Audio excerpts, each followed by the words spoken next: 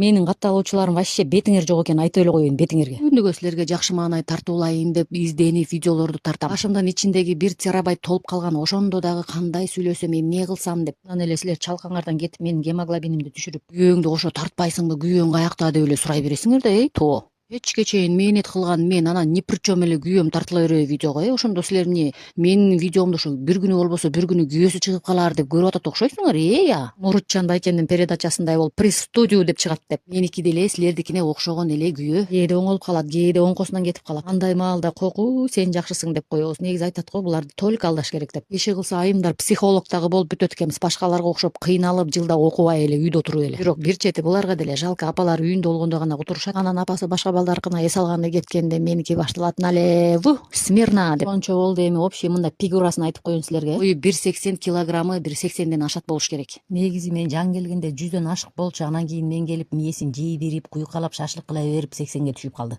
Азыр силер эми мен сүйлөп атканымды көрүп атасыңар да турабы, кандай сүйлөйм. Сиздер кызыгып жүргөн приз болсо аз